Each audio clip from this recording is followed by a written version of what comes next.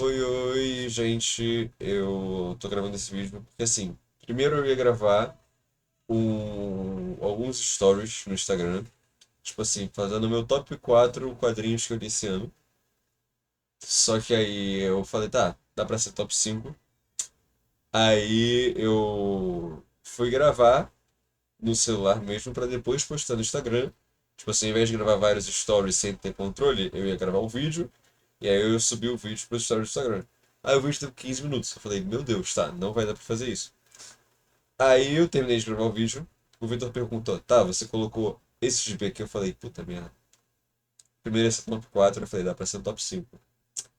Aí eu falei, pô, não dá pra ser um top 6. Vamos fazer um top 10. Aí eu organizei um top 10 e eu vou falar de cada um deles aqui pra vocês. Vou fazer só algumas, como é que o Vitor falou, as menções honradas, que vão ser Jujutsu.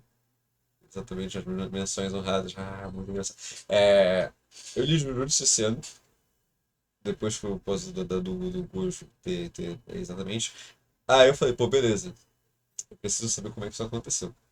Aí eu peguei, tipo, sabe, acho que foi tipo janeiro e li Jujutsu inteiro, assim. Eu assisti Jujutsu primeiro e aí depois eu li Jujutsu inteiro, assim, enquanto tava saindo, etc, etc. Foi acompanhando. Mas foi isso. Aí depois, Absolute Batman e Absolute Mulher Maravilha, porque, assim, quase que o Mulher Maravilha entra no top 10, mas um gibi do Batman, infelizmente, desfrutou ela do top 10. Mas, pô, o Caçador de Marte, ou como o Matheus fala, o Homem Marciano, também, só que eu não li tudo ainda que saiu, senão, se eu não tivesse lido tudo, talvez eu colocasse, porque, pô, isso é muito bom, muito, muito, muito, muito bom. E, tipo assim, tá, tem o anual do Absolute Batman 1, o Absolute Evil, esses tipos de coisinhas assim, a série da Era Venenosa. Mas eu tentei, tipo, focar mesmo. Eu não li tanta coisa quanto eu gostaria. Tem muita coisa que eu comprei que eu não li ainda. Mas é porque eu tô com um problema no olho, que eu não tô enxergando bem. Então, tipo, eu tô só pegando pra parar pra ler, tipo, quando eu tenho energia pra isso e quando eu tô disposto a fazer um esforço pra. Tá, beleza. Eu vou me cansar meu olho, vou me cansar, mas vai um pouco poder. Beleza, vamos para o top 10. Em décimo lugar, o gibi do Something, como é que é? Something alguma coisa, Scaling the, está matando as children, crianças. Ou Something Scaling the Children, alguma coisa está matando as crianças. Do Chinion e do, como é que é o nome do desenhista? Eu sempre esqueço o nome dele. O Deudera, acho que é assim que fala o nome dele. Eu peguei no sebo por 60 e poucos reais. Eu tava afim de ler porque tem muita gente que fala, pô, é um ótimo gibi. Principalmente o Charlinho Xavier, que fala que isso aqui é um ótimo gibi. Eu falei, pô, beleza. Vamos pegar pra ler, tá no sebo. Vamos lá. Isso aqui eu gostei bastante. Foi a última leitura de coisas do Tinion que eu fiz esse ano, inclusive. Tem mais coisas dele que eu quero ler. Mas, pô, eu gostei bastante. Eu tinha lido A Floresta no passado. E pra mim isso daqui é acho que uma floresta, só que melhor. Uma versão, tipo, melhorada. No sentido de, tipo, pô, história de série adolescente de terror. Pique Stranger Things. Não a mesma coisa, mas uma vibe parecida. Esse daqui. Basicamente, o sinopse rápida você tem monstros que as pessoas normais não conseguem ver, mas as crianças conseguem ver e essas coisas, esses monstros se alimentam de crianças. E aí você tem a protagonista, que é a Erika, vai para uma cidadezinha onde teve um ataque recente desses monstros, e aí ela resolve colocar ordem ali na casa. E a gente tem o primeiro arco de histórias, que reúne as 15 primeiras edições. Isso daqui é muito bom. Tipo, assim, eu fiquei surpreso. É uma leitura muito rápida, é uma leitura muito divertida, é uma leitura dinâmica. E o Tinion, ele tem uma coisa que, tipo, as coisas que ele escreve parece um pouco séria, assim, parece facilmente serializável. Eu sinto que o A Floresta é muito mais uma floresta. Você faz um Ctrl+C, Ctrl+V ali, você tem uma série pronta. É só você filmar, mas você tem uma série pronta ali. E o Something Killing the Children também é um pouco isso, da questão de ritmo, do como é que os núcleos transicionam entre si. É bem cinematográfico de certa forma, mas é uma leitura muito, muito gostosa e realmente isso aqui é um ótimo gibi. Quero continuar lendo. Em nono lugar, nós temos esse daqui que meu pai deixou para nós antes de ir para Portugal. Samba. MPQ Samba. Eu escrevi um texto da faculdade sobre esse quadrinho aqui, sobre algumas das histórias, porque esse quadrinho é uma coletânea de histórias, todas baseadas em sambas. Os artistas tiveram liberdade para escolher as músicas e trabalhar, criar histórias e reinterpretar algumas músicas com sambas clássicos. E pô, essa coletânea aqui é maravilhosa, assim. Tem histórias, tipo assim, que elas são muito mais abstratas, tem outras que são muito mais lineares e com estilos totalmente diferentes uns dos outros, com narrativas totalmente diferentes uns dos outros. E quando você pega para escutar as músicas, as histórias fazem mais sentido. É uma parada muito, muito bacana mesmo, assim, sabe? É a minha história favorita. É as lésbicas trambiqueiras, que é da Ilustrador. É maravilhosa essa história, mas tem outras histórias que são muito, muito, muito boas. É, eu falei, os estilos mudam muito. Às vezes são um ou mais artistas trabalhando numa mesma história, desenhistas e escritores, mas assim, uma enorme surpresa. Isso aqui é um material de, tipo assim, tanto graficamente, você vê que as páginas laterais são azuis, a gente tem esse logo metalizado, é um trabalho gráfico sensacional, é uma edição muito, muito bonita e, assim, tem histórias que são, tipo, emocionantes mesmo, assim. Histórias curtas que são... Ótimo, ótimo. Histórias curtas que são emocionantes, assim, e se você gosta de música, isso daqui vale muito, muito a pena, principalmente ler as músicas, ver quais são as músicas, ler e escutar depois, assim, é maravilhoso. Essa coletânea recomendo pra qualquer pessoa. Não precisa gostar de gibi, não precisa gostar de música, mas esse aqui é maravilhoso, maravilhoso mesmo, mesmo. Assim, conteúdo nacional de altíssima qualidade. Meu Deus, vai ficar uma pilha.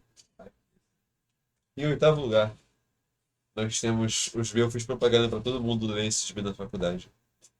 É o gibi mais subestimado do Batman. Pouco se fala sobre esse gibi do Batman, inclusive. Fiquei muito decepcionado quando eu li isso daqui, descobri o quão bom era e percebo que pouco se fala sobre esse gibi. Batman Xamã, uma das melhores histórias do Batman. Esse gibi aqui é absurdo. Falar, beleza, uma aventura do Batman padrão, assim, aquela vibe, o conto de Batman que tava tendo, que tem veneno, tem outras histórias e tudo. Ah, Batman no começo de carreira, após ano um, vamos surfar nessa onda e tal, não sei o que, como isso daqui é muito, muito bom. Não é porque tem antropologia aqui no meio só. Não é porque eles têm o Bruce Wayne. Tipo assim, todo o arco, todo o plot desse filme é culpa do Bruce Wayne. Culpa direta do Bruce Wayne. Ele fez merda, ele causou mortes e tipo assim. Mas esse gibi, além de ser uma aventura muito sólida do Batman, uma aventura que tem a coisa da antropologia aqui no meio, ele tem uma das passagens mais lindas sobre a mitologia do Batman, que é uma coisa que pouco se fala, que pra mim é o ponto mais alto desse gibi, que é a questão da máscara do Batman. Não só, tipo, a máscara em si, mas simbolismo, poder, a imagem da máscara do Batman. E, tipo, a ideia de uma máscara. Que é uma passagem maravilhosa desse gibi aqui, que fala exatamente sobre a máscara. Que é assim, pô, é absurdo. Isso daqui é absurdo, bom, muito absurdo. Muito, muito, muito, muito bom, assim. Eu recomendo pra qualquer pessoa que fala, pô, quero ler uma história do Batman, assim, mas quero começar a ler uma história do Batman. Isso daqui é absurdo. Eu não sei porque as pessoas falam pouco disso daqui. Eu juro que eu não consigo entender como é que as pessoas falam pouco disso daqui. Isso daqui é um negócio completamente fora da curva, assim. Pra mim, pelo menos, tipo, de qualidade. Essa aqui e Veneno, eu acho que dos contos do Batman são os que mais se destacam, assim, sabe? Mas é isso, está feita a minha reclamação. Isso aqui é o nosso oitavo. Em sétimo lugar, nós temos Moon Shadow, que foi uma gratíssima surpresa. Esse gibi aqui eu peguei ele na promoção que teve no site de 50% de pipoca aqui. Eu consegui pegar essa capa aqui, que é a capa que eles falaram que é a capa especial da XP e tal. Fiquei muito feliz de ter conseguido, porque eu acho a capa muito, muito bonita. E fui ler assim pensando, pô, esse gibi é muito hypado como, caraca, uma grande obra, no nível, mesmo nível de Watchmen, mesmo nível de Sandman. Falei, pô, não sei se é isso tudo aí não, acho que isso é mais, pô, Pipoca Nankin querendo vender, do que realmente ser uma boa história. Mas isso aqui realmente é uma boa história. Esse gibi, ele tem uma coisa que me surpreendeu muito, que ele é escrito de um jeito onde parece que você está lendo um livro, no sentido narrativo, a forma com que a história é contada, a forma com que o texto é conduzido, para parecer que você está lendo um livro, mas ele é perfeitamente consciente de que você não está lendo um livro, de ser que é um gibi. E aí ele usa isso de um jeito muito, muito eficiente, sabe? E os capítulos eles são mais ou menos estruturados da mesma forma, no sentido de você tem, começa o capítulo, tem o protagonista numa situação X, a gente vai ter ele se desenvolvendo para essa situação X, vai ter uma virada muito brusca, ele vai parar na situação Y. Começa o capítulo seguinte, ele está na situação Y, vai seguindo, a gente tem uma virada brusca, vai para a situação Z. E ele vai seguindo assim, até os dois últimos capítulos, onde, assim, a gente tem uma conclusão que é tocante. E é bem engraçado porque o Demetrius, inclusive essa edição está autografada pelo Demetrius, mas ele fala assim que o Moon Shadow ele fala, pô, o que eu vou falar agora provavelmente não faz sentido. Provavelmente você não vai entender, porque nem eu entendi direito o que está acontecendo. Mas vamos lá, foi isso que aconteceu. Aí você lê, você fala, eu não entendi porra nenhuma. Mas ele já, o autor ele meio que fez isso de propósito, assim, ele adianta você de que tá, esse final vai ser abstrato, tá bom? Aí você lê o final e fala, ah, isso é um final abstrato. Mas é muito bonito. Tipo, é uma abstração muito, muito bonita. O Adeus Moon Shadow eu não acabei. E o Victor disse que deixa o gibi mais bonito ainda. Eu não li todo Adeus Moon Shadow, que é um epílogo que foi escrito depois, em forma praticamente um livro ilustrado. Você tem uma página de texto e uma página de ilustração, contando como é que foi o após a aventura do Moon Shadow no gibi principal. Mas isso daqui realmente é uma excelente surpresa.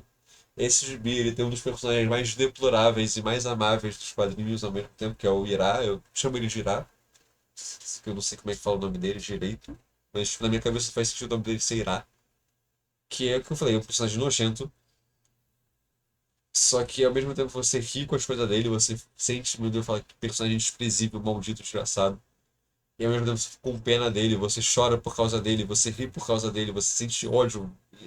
É um personagem excepcional. Também tem um gato Frodo, que também é um personagem muito bom. Exatamente, tipo, por as passagens dele serem muito, tipo... Caraca, você olha pra situação e você olha, meu Deus, o gato tá ali. E o gato tá constantemente ali, isso é muito legal. O Frodo é um ótimo personagem também.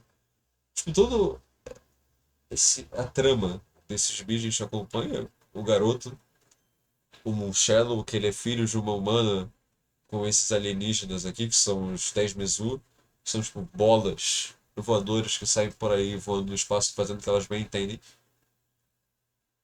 E aí a gente acompanha o que eles chamam de Jornada do Despertar. A gente vê ele já idoso, narrando pra gente, não assim narrando, mas tipo, seria um narrando por escrito, como se ele estivesse escrevendo esse relato da jornada dele pro despertar. O que é o despertar? A gente não faz a menor ideia, mas a gente acompanha essa odisseia cósmica que o Moon Shadow passa até o despertar dele. E é muito, muito bonito mesmo. É um gibizaço.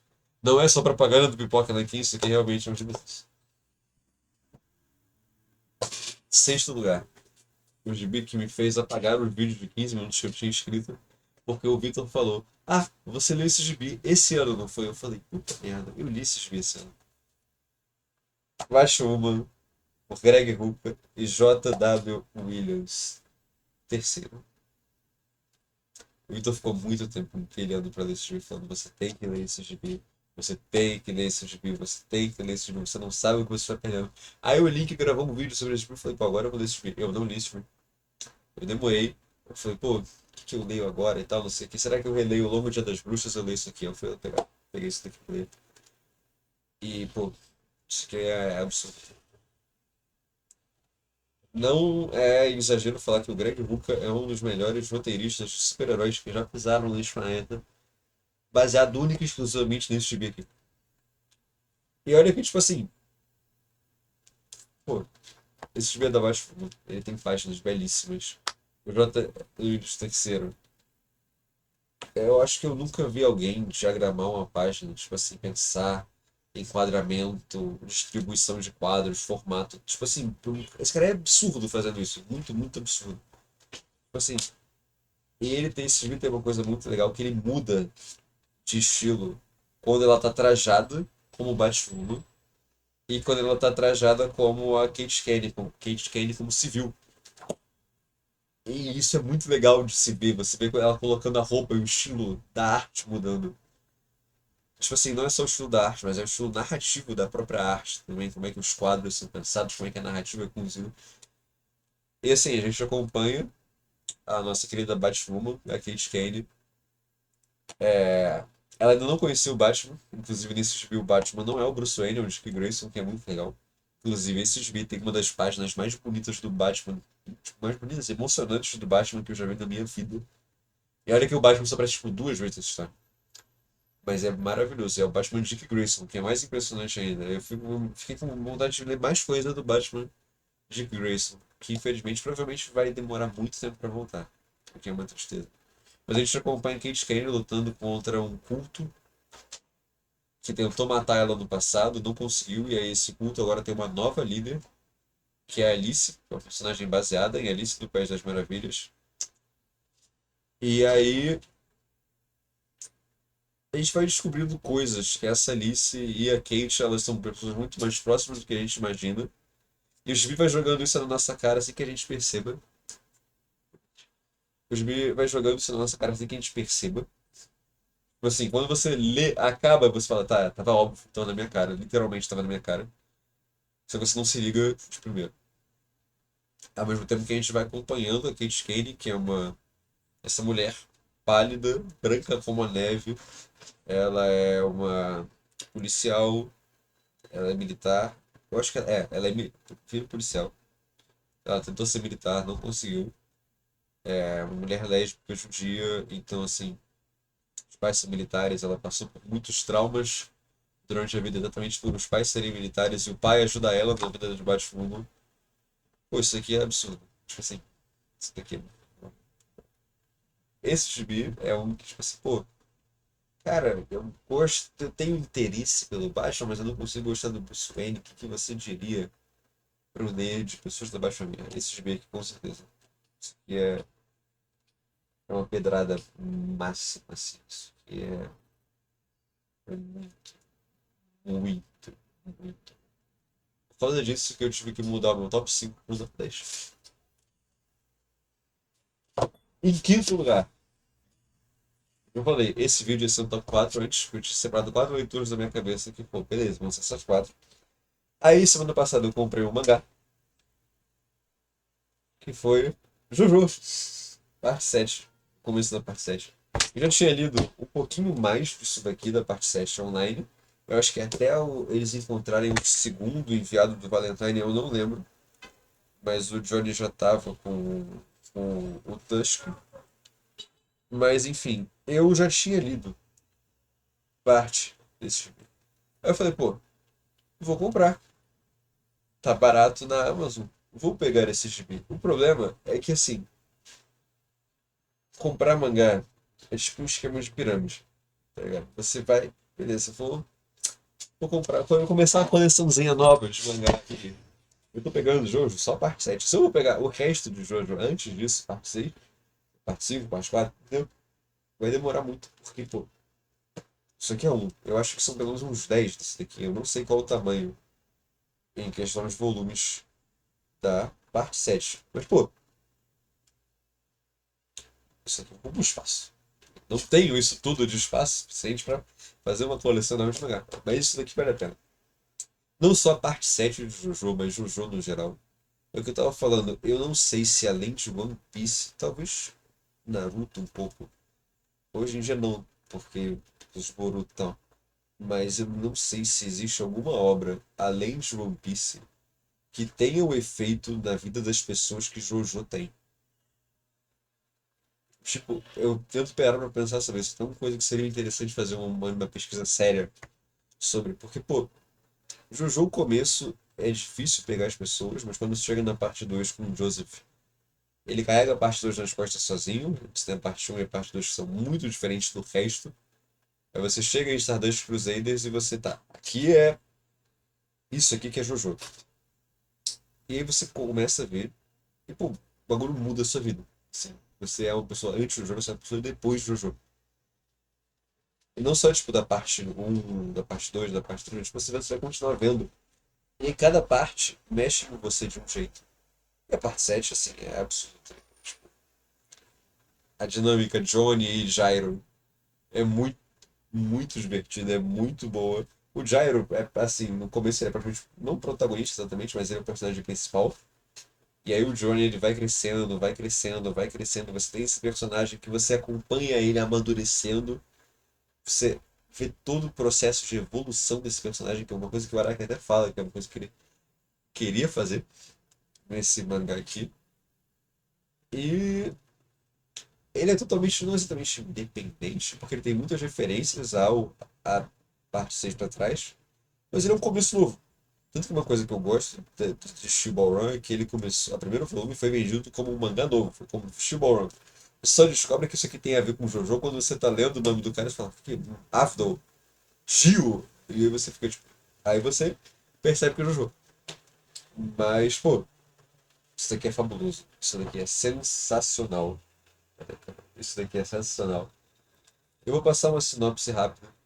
Basicamente, você tem um milionário que está financiando um grande evento que é uma corrida de cavalos que vai da ponta oeste, da praia na Califórnia até Nova York, de cavalo, em 1890. Só que, na verdade, essa corrida de cavalos, na verdade, ela é um plano do presidente dos Estados Unidos para encontrar as partes do corpo de Jesus Cristo, reunir as partes do corpo de Jesus Cristo para assim tornar os Estados Unidos da América o país mais glorioso, próspero e grandioso do mundo. E aí você tem este belíssimo italiano e um cadeirante correndo de cavalo, tentando impedir com que o presidente consiga o corpo de Jesus Cristo. Esse é o plot. Então você que não conhece o jogo, você fica, que porra é essa? Mas isso daqui é, eu juro pra você. Se você pensar, pô, será que vale a pena dar uma chance pro jogo? É tão pesado, tipo, tão viajado, tão bizarro. Sim, é muito bizarro, mas você vai acompanhar aqueles personagens, você vai acompanhar aquelas histórias, e você vai ser cativado, você vai rir, você vai chorar, você vai se emocionar muito, ao mesmo tempo que você vai estar, tipo, gargalhando, e no próximo episódio você vai estar chorando porque o seu personagem favorito morreu do nada. Entendeu? E, pô, o Araki, pra mim, é o mangaka mais brilhante de todos, assim, tipo, não sei se de todos, mas quando eu penso, tipo, cara, o Araki é, tipo, esse cara é um dos maiores autores de todos. Eu não tenho o que posso fazer. Jojo é isso, entendeu? Aí fala, ah, tudo bem, não tem Oda. Mas assim, eu não li One Piece ainda. Eu até comprei aqui. Vamos começar One Piece. Vocês foram avisados. Mas, pô, pra mim, o Jojo é um negócio, tipo, muito especial, assim, é muito diferente de qualquer outra coisa que você vai ler na sua vida. Isso aqui é único, isso aqui é especial. É isso que eu tenho a dizer sobre, não só sobre a parte 7, mas sobre o Jojo, como obra de geral. Em quarto lugar, quando eu comecei a ler esse ano, eu li primeiro esse daqui. Eu peguei autografado no CXP do ano passado, com o Simmons e com o. Eu nem sei se dá pra ver o autógrafo dele aqui. Com o Tynion, que é o Departamento da Verdade. A gente pegou esse volume no dia do quadrinho grátis. Eu peguei pra ler e falei, meu Deus, isso aqui é absurdo. Pedi de aniversário, o volume 1 está emprestado. Eu acho que estou com o volume 2 aqui, Departamento da Verdade. Mas eu li isso daqui no começo do ano. Eu ganhei um de aniversário. Eu devorei aquele quadrinho. Falei, meu Deus do céu, eu preciso do outro. Aí a Antônia foi e me deu o segundo de presente. E assim, o Departamento da Verdade, sinopse rápida. Basicamente, se as pessoas acreditam numa coisa, essa coisa se torna realidade. Então você tem esse departamento do governo dos Estados Unidos, que é o Departamento da Verdade, que é responsável por impedir com que as teorias da conspiração se tornem verdade. É basicamente isso. Que as teorias da conspiração se manifestam. Porque existem pessoas que acreditam nelas. Mas eles têm que impedir com que pessoas suficientes acreditem nelas para elas se tornarem verdade.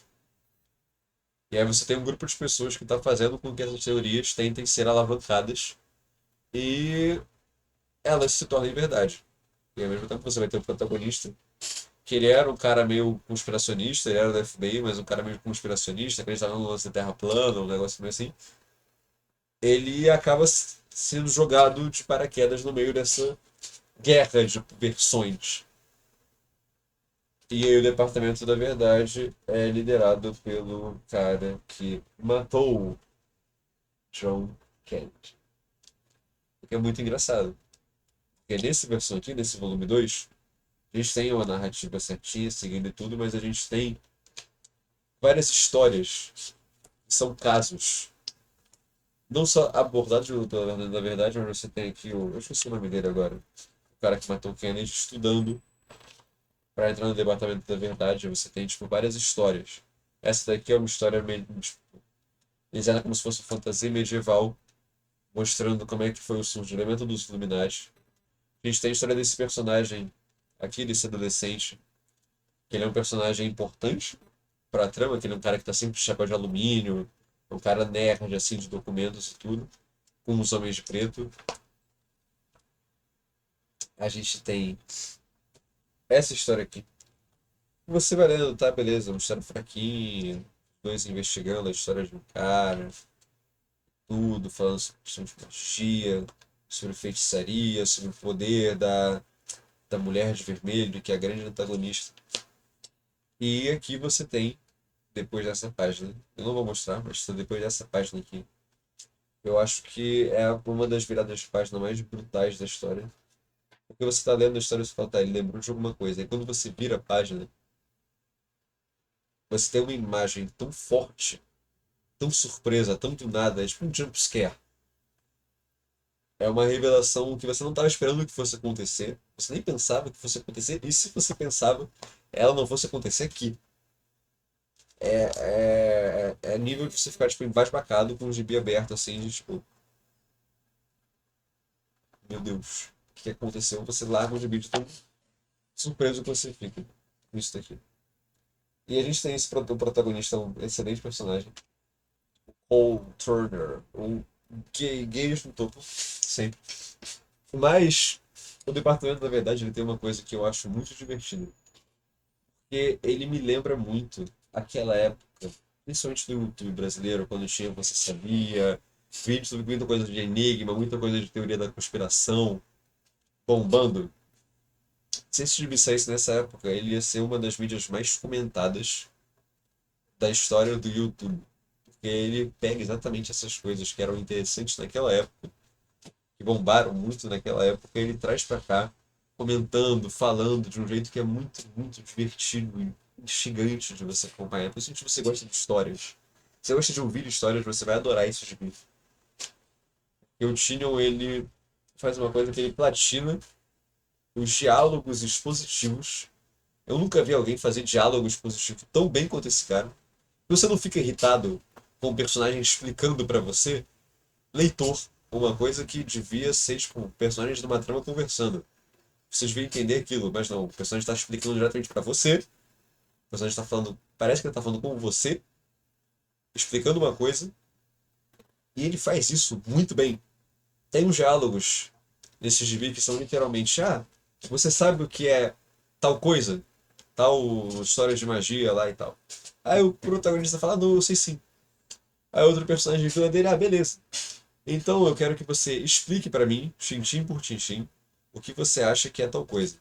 Que eu vou contra-argumentar você. Aí o cara fala, beleza. E você tem 8 páginas seguidas, assim, dos dois personagens conversando, enquanto eles expõem, tipo, em tal ano aconteceu isso, essa pessoa fez isso, teve isso. Só que você tá lendo assim, vidrado. Você sabe que eles estão explicando uma coisa pra você, leitor. Eles não precisavam estar conversando sobre isso, não faz sentido aquela conversa acontecer. E você não fica com aquela sensação de, tipo, pô, que diálogo gratuito, que explicação não natural. Porque você tá instigado por aquele assunto, por aquela conversa, por aqueles personagens falando aquilo com você. Eu nunca vi diálogos positivos ser feito tão bem. É uma coisa que eu sou muito chato, diálogo positivo é uma coisa muito, muito chato. Mas o Tinion, ele masterizou a arte do diálogo positivo. E acho que é um dos maiores elogios que eu tenho. Além da arte, que assim, tem páginas. Nesse daqui, o estilo de arte muda exatamente por causa das histórias. Serem casos e tudo. Mas o Mark Simmons, ele faz um negócio com colagem que eu fico muito surpreso. Você consegue ver que é colagem, você fica. O cara fez isso colando um pedaço de papel numa folha em branco. Aí a gente tem o Dia do Quadrinho Grátis, volume 2, e o volume 1 está emprestado. Eu li no começo do ano. Então pensei, pô, não sei se vai ter uma leitura que seja tão boa, que quiçá melhor do que essa. Mas eu me surpreendi. Imaginem a seguinte situação. Você tem um português e você tem um indiano, e os dois entram num bar. Eles se sentam numa mesa e falam um pro outro, pô, e se a gente fizesse um gibi? Bora fazer um gibi. E aí eles fazem uma das maiores pedradas já produzidas por dois seres humanos, que é As Muitas Mortes de Layla Starr. Um gibi dos gibis mais bonitos, uma das obras mais bonitas que eu já vi em toda a minha vida. E é uma obra que qualquer pessoa pode ler. Eu já emprestei esse quadrinho para não sei quantas pessoas. O Vitor já emprestou esse quadrinho para não sei quantas pessoas. E é absurdo. É um quadrinho absurdo. E aí você, beleza. Por que eu não mostrei ainda muitas mortes lá está? Porque primeiro, do ano passado, e segundo, não é esse quadrinho que eu vou falar sobre. Porque esse indiano e esse português entraram em outro bar, sentaram-se em outra mesa e pensaram, pô, se a gente fizer outro gibi? E aí eles fizeram sabores raros. Eu fui ler muito assim, pensando, pô, não é possível que essa dupla faça, entregue uma coisa tão boa quanto foi Lyle Star. Quem leu Lyle Star sabe o quão bom é esse quadrinho. Eles foram lá, fizeram de novo, e na minha opinião, fizeram melhor do que Lyle Star. Se parar pra pensar um pouco, a estrutura narrativa desses dois quadrinhos é muito parecida. A gente vai ter sempre um personagem que não faz parte dos protagonistas, mas tem alguma relação com eles, que é o ponto central da narrativa daquele capítulo. A história vai ser contada em cima desse personagem e da relação que ele tem com a história principal, por que ele faz a narrativa fluir. É assim com o Lyle Star e é assim com Sabores Chaves. Mas não são só os personagens, mas também são as receitas, porque esse quadrinho aqui é um quadrinho sobre comida. Acima de tudo, que é uma coisa que eu gosto bastante. Não só comida, mas uma refeição que as pessoas consigam aproveitar. Aproveitar uma refeição. Não só comer por comer, mas tipo, você aproveitar aquilo que você está comendo. Você está exatamente saboreando, você está sentindo, você está pensando sobre aquilo que você está comendo. Aquilo gerar coisas, sensações, sentimentos. É o que eu falo, uma comida estranha não é necessariamente uma comida ruim. Provar coisas era uma coisa que eu sou muito chato com comida. Quem me conhece sabe que eu, tipo, assim, sou uma pessoa. Eu não gosto de comer cebola. Tem comidas que eu sinto cheiro, eu sinto vontade de vomitar. Mas, tipo, provar coisas é algo que eu não sou exatamente contra. Eu sou super a favor de você provar coisas. mesmo que seja uma experiência estranha, você fala que aquele negócio estranho, um negócio muito bom. Você está provando aquilo, você está passando por aquela experiência. E eu acho que comer não deveria ser só uma necessidade básica, mas eu acredito que todo mundo, tipo assim, ao menos alguma vez na vida, devia ter o direito de sentar um dia e aproveitar uma refeição, sabe? Não só comer, você precisa comer. Porque a gente sabe que tem pessoas que, tipo, nem todo mundo consegue nem comer todo dia. E eu gostaria muito que, tipo, pelo menos, tipo, todas as pessoas, pelo menos uma vez na vida, pudessem aproveitar uma refeição. E eu sinto que esse gibi fala muito sobre isso. É uma coisa que é muito profunda em mim, que é engraçado, e esse gibi toca muito nisso, mas não só nisso. Porque a gente tem o Rubin, ó, tem esse pequenininho aqui, o Rubin, que é essa criatura, esse demônio, esse filósofo que está vivo há não sei quantos anos e ele devora seres humanos ao mesmo tempo que ele é um entusiasta de comida. Você tem ele, que é uma figura grotesca, é uma figura, assim, ele é muito tempo enigmática, e você olha pra ele e você, tipo, se sente, aqui, ó, você vê, ele não tem proporções agradáveis, ele não é uma figura que parece exatamente amigável, mas aí você vai lendo, você vai ouvindo ele falando, você vai vendo o jeito que ele vai aproveitando as refeições, falando sobre a comida, conversando sobre isso, e ele é uma figura muito charmosa. A vontade de você conversar, você conhecer ele, você entender ele mais a fundo, você ouvir o que ele tem a dizer sobre comida, você provar as coisas que ele está provando. E, pô, é muito impactante, sabe? E ao mesmo tempo ele devora pessoas. Ele fala sobre um prato, ele fala sobre a história daquela pessoa, fala sobre o quanto ele amou aquele prato, e aí depois ele vai e come quem fez o prato. Depois de comer o prato. E você fica, Jesus Cristo, o que é essa pessoa? Mas ao mesmo tempo você não consegue não deixar de ficar encantado e magnetizado por ele. E eu acho que é um trabalho muito impressionante você conseguir fazer isso com um personagem tão grotesco, sabe? O Lady Diomedes foi mais ou menos uma sensação um pouco parecida, só que o Diomedes ele vai ficando menos grotesco conforme a história vai passando, então você tem essa diferença. Ele começa muito grotesco, e aí conforme a história vai passando, até porque o Diomedes foi escrito em momentos separados da vida do Mutarelli, o Diomedes vai se tornando uma figura mais agradável, de tanto de personalidade quanto visualmente. Mas o Rubin, ele tem essa coisa, sabe, que atrai. Eu não sei explicar muito bem, só lendo e para você conseguir entender. Basicamente, você tem o Rubin, que ele é uma espécie de demônio. Ele gosta muito de comida. E ele quer gravar um documentário para mostrar para o mundo a visão dele sobre comida, sobre pessoas. Porque ele é apaixonado por duas coisas. Ele é apaixonado por comida e ele é apaixonado por pessoas. Principalmente pessoas que cozinham comida boa. Então a gente vai acompanhando ele e o outro rapaz que ele contrata, que ele acredita que tem a mesma visão que ele sobre comida, por causa do documentário que ele gravou quando era criança, só com a mãe fazendo chá. Numa jornada, assim, conhecendo pessoas, ouvindo a história delas e provando comidas. Ao mesmo tempo que ele vai matando uma a uma. E isso claramente vai dar errado em alguma hora. Eu não sei, tipo assim, exatamente falar o porquê que esse gibi me tocou tanto. Mas eu acho a última página desse gibi também.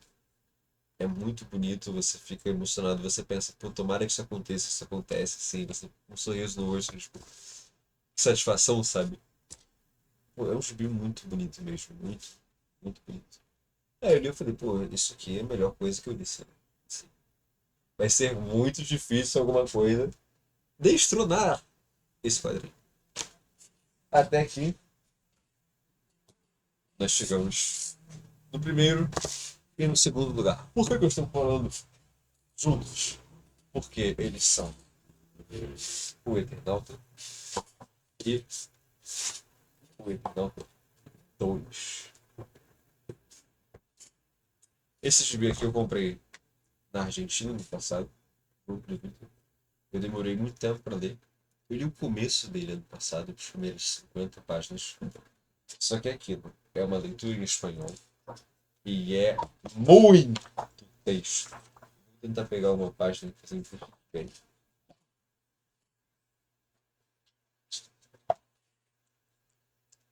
É muito texto. E tá em espanhol. Eu não falei, não vou ler isso com o dicionário do lado, eu vou ler isso sabendo. Cara, eu levei, tipo assim, papo de 6 dias pra ler isso daqui. E não tem tantas páginas assim, parece grande por causa da gramatura do papel. Mas tem 300 e poucas páginas. A questão é uma leitura pensada em ter uma cadência específica. Ele é organizado, ele é pensado para ter uma cadência, um ritmo de leitura muito proposital, sabe? É muito por causa da história, do momento em que ele foi escrito. E é o que eu falo, é surpreendente o Eternauta ter sido escrito na década de 50. Assim, é a maior obra de ficção científica da América Latina. A maior e a mais importante, e eu diria que é a melhor, inclusive. Esse quadrinho não é só tipo pela importância, esse quadrinho é genuinamente espetacular. Você vai acompanhando o protagonista, que é o Fogo Salvo, o Eternauta. Você começa o quadrinho, você na casa do autor, literalmente do autor, do Osterheld. E aí, ele tá lá escrevendo, de boa. Do nada, um cara se materializa na frente dele e fala: Não, eu sou o Eternauta. Eu tô aqui pra você, para contar a minha história pra você. Que eu tô descansando. Eu tô descansando entre uma viagem e outra e queria que você ouvisse minha história. Aí o Westerhout fala: Beleza, vou ouvir a sua história. Aí ele começa a contar. Em 62, ele tava na casa dele jogando poker com os amigos. Quando do nada, uma nevasca surge e tudo que essa neve toca morre. Ele e os amigos, a esposa e a filha dele, descobrem que eles estão no meio de uma invasão alienígena. Eles têm que sobreviver. Só que assim, não é só uma história de apocalipse, de sobrevivência. O Eternauta, ele é uma coisa, ele é uma obra que fala sobre coletividade, sobre quanto que não é só trabalho em equipe, mas o quanto a união da humanidade, a união de pessoas é o que faz as coisas acontecerem. É as pessoas lutarem juntas que faz a diferença, sabe? Não é uma batalha individual, não tem como ser uma batalha individual. E dá pra ver que é uma obra extremamente política. Até porque ela foi escrita após uma das ditaduras argentinas, de 50 e pouco, da década de 50. E assim, é basicamente o vilão é o fascismo. É literalmente isso, o vilão é o fascismo. Tem uma coisa nessa obra que é. Eu já sabia disso antes de ler, mas é muito legal você acompanhando. Que você fala, tá, esses são os invasores alienígenas. Você descobre que na verdade não são os invasores. Eles na verdade estão sendo usados por uma outra espécie, que é a espécie invasora. E aí você descobre que essa outra espécie na verdade não é a espécie invasora, que eles só estão sendo usados. E aí você fica tipo, meu Deus do céu, até onde chega isso, sabe? E, pô, é uma obra muito profunda, que fala sobre muitas coisas. E é muito surreal. Eu acho muito difícil acreditar que isso aqui foi escrito na década de 50, com a qualidade narrativa que isso daqui tem, com a condução, com a trama, com isso aqui. É absurdo. Eu vou colocar os dois juntos em primeiro e segundo. Não vou separar. E eu já vou explicar o porquê. Como um todo, se a gente for analisar apenas o aspecto, tipo assim, tá, qual obra é melhor se a gente analisar ela pura e friamente? Porque eu sou contra. Não acho que a gente tem que analisar uma obra pura e friamente. A gente tem que analisar falando o que a gente sentiu, colocando o que a gente passou, colocando nossas vivências, tudo isso injetável na nossa experiência. Porque é uma experiência, não dá pra você analisar uma obra pela obra. A gente está experienciando a obra. Talvez Eternauta realmente seja melhor. Talvez Eternauta seja realmente melhor do que Eternauta. Mas assim, indo agora para o Eternauta 2, esse quadrinho ele foi escrito mais de 2 décadas. Não, acho que não chegou a ser mais de 2 décadas depois, mas é por volta de 2 décadas depois. Ele foi escrito, se não me engano, em 59 Esse daqui foi 70 e... Eu acho que ele acabou em 79. 89.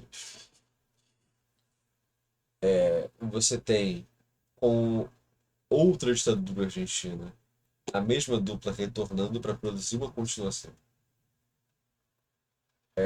O Solano Lopes, ele estava esse lado. Eu acho que ele estava em Portugal. Eu não tenho certeza do país onde o Solano Lopes estava esse lado. E o Ayrton Osterheld ainda estava na Argentina. Escrevendo essa obra, mandando para fora a obra sendo publicada de forma independente. Exatamente, porque eles estavam numa ditadura e se sabia do poder político que o Eternauta tinha. Tá? A obra tinha exatamente para ela ser crítica à ditadura. Então, eles estão republicando porque realmente, pô, não vai pegar bem. E a gente vê o amadurecimento do Osterheld como pessoa, porque o autor é o protagonista. O Eternauta 2 começa exatamente da página onde o Eternauta 1 acaba. A última página de um é a primeira página do outro. Só que assim, a gente vai para um outro cenário, a gente vai para um futuro pós-apocalíptico, onde a invasão já aconteceu há muito tempo. A humanidade está vivendo uma espécie como se fosse um negócio meio Mad Max, coisa terra arrasada, pessoas lutando por recursos, armas primitivas, nesse sentido, entendeu? E a gente tem o Osterheld acompanhando o Eternauta. Os dois foram para o futuro, eles estão tentando sobreviver nesse período. Aqui a leitura é muito mais rápida, é muito mais dinâmica, é muito mais fluida. Não só para estar em português, a leitura, a método de exposição. Primeiro porque ele já é uma história bem chorada. O Eternauta 1, dá pra ver que ele é horizontalizado. As páginas, elas são assim.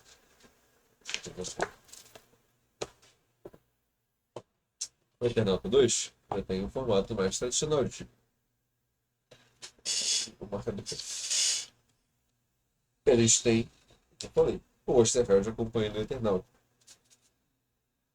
E a gente consegue visualizar o amadurecimento político do Osterheld nessa história, porque ele se torna uma figura muito ativa, uma figura combativa, mesmo com as suas limitações físicas, mesmo se machucando, ele continua lá lutando.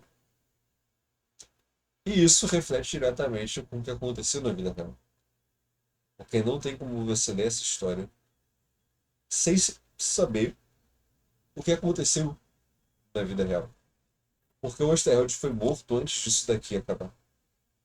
Não tem certeza, inclusive, não se tem certeza, salvo engano, se foi o próprio Osterheld que terminou de escrever isso daqui. Porque ele, além de estar escrevendo, ele era uma figura ativa contra a ditadura. Ele panfletava, ele militava e ele realmente tinha um combate ativo. As filhas dele também. Só que o que acontece, no meio da ditadura, enquanto isso estava sendo publicado, o Osterheld e as filhas dele, duas delas grávidas, são sequestradas e mortas pela ditadura. Até hoje não se sabe aonde é que elas foram parar, aonde é que esses filhos delas foram parar. Então, assim, ele foi morto enquanto isso aqui estava sendo publicado. Tanto que o Solano Lopes, ele sabia que, pô, provavelmente o cara morreu, mas eu vou continuar isso aqui. Vou continuar desenhando, vou continuar publicando, vou continuar escrevendo. E não tem como não ler essa história separado, desvinculado disso. A gente está acompanhando a luta de um homem que perdeu, sabe? Mas ao mesmo tempo ele não perdeu. Porque a Argentina saiu da ditadura e até agora não voltou. Tem toda essa questão evidenciada da coletividade, sabe? Ele perdeu a vida, ele lutou, ele morreu batalhando pelo que ele acreditava. As filhas dele também. E não tem como você não ser tocado por isso, você não perceber isso ao longo da história. Tanto que ela acaba com um gosto muito, muito horrível. Você acaba essa história, você acaba mal. Ela não tem exatamente um final feliz. É meio que um vencemos. Sim, nós vencemos. Mas a que custo? Quais foram as pessoas que a gente perdeu pelo caminho? Quais vão ser os sorrisos que nós não vamos mais ver? sabe, o que que custou vencer? E aí você acaba ele com esse gosto horrível na boca. Até que você tem o final mesmo, assim. A última página desse quadrinho, eu acho que é talvez a experiência mais linda que eu já tive com alguma mídia, assim. Pô, eu tô voltando de chorar, vontade de chorar só de lembrar. Que, pô, não é só encerramento de uma história, é encerramento de uma jornada real, de uma pessoa real, e que tá traduzida aqui, sabe? É muito emocionante, é muito forte, eu não consigo pensar em, tipo, outra mídia que tenha passado por essa mesma coisa, nesse sentido, sabe? De o autor morrer no meio e a história se concluir desse jeito. Até eu acho difícil eu de ter escrito esse finalzinho aqui, que parece muito mais um tributo à luta dele do que ele escrevendo por si mesmo, sabe? Mas é muito bonito mesmo. Nem sei muito bem o que falar, não. Vai chorar mais ainda mesmo. Essas, esses dois juntos foram, sem dúvida, a leitura mais impactante, não só de quadrinhos, mas uma das leituras mais impactantes, uma das mídias mais impactantes que eu já tive a oportunidade de interpretar, de ler, de sentir, sabe? Mesmo que tenha sido uma jornada difícil, é uma história se conectar, assim, tipo, uma história ser construída pelo que aconteceu na vida real também. Eu, eu espero que isso jamais aconteça de novo, que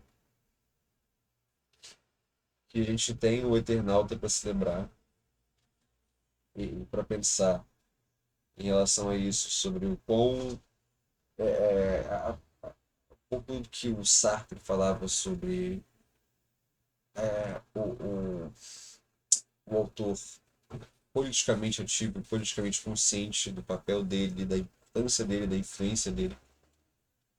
Eu acho que a gente tem o melhor exemplo que a gente tem realmente aqui em Eternauta, que é, pô,